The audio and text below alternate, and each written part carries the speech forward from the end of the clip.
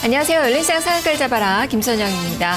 어느새 우리 증시 1990선 위로 올라섰습니다. 이제 다시 2000선을 향해서 다가서고 있는 그 구간인데요. 요즘은 외국인보다는 기관 쪽에 거는 기대가 높아지고 있습니다. 나흘 연속에 기관 쪽에서의 매수세가 들어오고 있는데 어제 보셨죠? 2천억 원 이상의 대량의 매수세가 기관 쪽에서 들어왔습니다. 그중에서 핵심 세력은 바로 연기금 쪽이었는데요. 올해 들어서 한 3조 원 넘게 매수를 보였던 이 연기금 어제 또 대량의 매수를 펼쳤습니다. 지난 이 6월 초순에 대비해서 조금 더 늘어난 그 움직임으로 대량의 매수세가 들어왔는데 한 1,400억 가까운 그 매수세가 어제 지수를 끌어올리는 그 원동력 역할을 했습니다.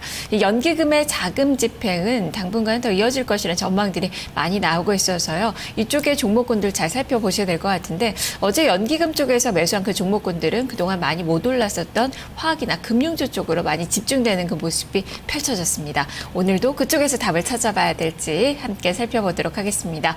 열린시장 상한가를 잡아라. 지금부터 출발합니다. 먼저 전일 장마감 이후에 나왔던 주요 뉴스부터 살펴보겠습니다. 어이재 기자 나와주세요. 네, 수요일 아침 오늘 아침 주요 뉴스 하나씩 확인해 보도록 하겠습니다. 오늘 아침에 나온 따끈따끈한 소식부터 확인을 해보겠습니다. 이 아이리버의 기존 최대 주주가 바뀌는 계약이 체결이 됐습니다. SK텔레콤과 계약을 체결하게 됐는데요. 최대 주주 변경을 수반하는 주식 양수도 계약입니다.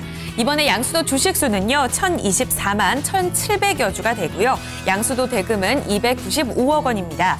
최대 주주가 바뀌는 예정일은 오는 8월 30일부터고요. 이때부터 SK텔레콤은 아이리버의 지분을 39.5% 소유할 것으로 알려지고 있습니다. 조금 후 이제 장이 열릴 텐데요. 두 기업의 주가 흐름 눈여겨보셔야겠습니다. 다음 소식 보겠습니다. 이제 내일입니다. 전 금융권을 대상으로 하는 제재심의위원회가 내일 열리게 되는데요.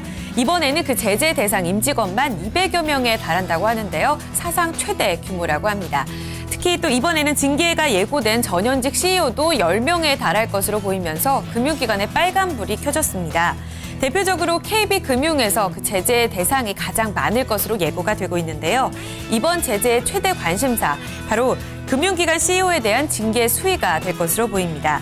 기존대로 엄중 제재가 나올 것이라는 전망이 우세한데요. 이렇게 된다면 금융기관 CEO의 경영 공백에 불가피할 것이라는 전망도 함께 나오고 있습니다. 내일 이 소식 주목해 보셔야겠습니다. 그 가운데 징계 대상이 되는 사건 하나 살펴보도록 하겠습니다. 바로 이 우리은행이 그 중징계 대상이 됐는데요. 어제 나온 소식입니다. CJ그룹의 비자금 조성과 관련해서 수백 건의 차명 계좌를 만들어줬다라는 정황이 포착됐습니다. 또 이 과정에서 우리은행의 직원들 금융실명제법을 위반한 것으로 포착이 되고 있습니다. 또 이와 함께 배임 탈세 혐의를 받고 있는 이재현 CJ그룹 회장 자금 흐름에 대한 보고도 하지 않은 것으로 나타났는데요. 임직원 수십 명은 중징계 받을 것으로 알려지고 있고요. 우리은행은 기관 경고를 받게 됩니다. 매각 이슈에 이어서 이번에는 이렇게 비자금 조성까지 잇따른 악재에 오늘 우리금융의 주가 흐름도 눈여겨보셔야겠습니다. 매각 이슈 얘기가 나왔었는데요. 동부 패키지도 빼놓을 수가 없겠죠. 하지만 잇따른 악재가 이어지고 있습니다. 포스코가 어제 최종적으로 이 동부 패키지 매각에서 손을 떼겠다라고 말을 했습니다.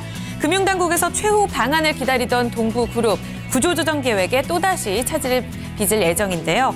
주채권단인 산업은행은 동부 패키지를 쪼개서 매각하는 분할 매각을 고민하고 있다고 합니다. 어제 간담회를 열어서 동부제철과 그리고 동부채권단은 채권단 공동관리 체제인 자율협약에 들어갔다고 밝혔는데요. 이 자율협약에 들어가게 되면서 어제 동부계열사 채권이죠. 이 회사채 급락이 나왔습니다. 네, 엎친 데 덮친 격입니다. 오늘 갖고 계신 분들, 투자자분들의 반드시 주의가 필요할 것으로 보입니다. 다음 소식도 좋지 않은 소식인데요. 그동안 소문만 무성했었던 이 오스템 임플란트 악재가 다시 한번 수면 위로 떠올랐습니다.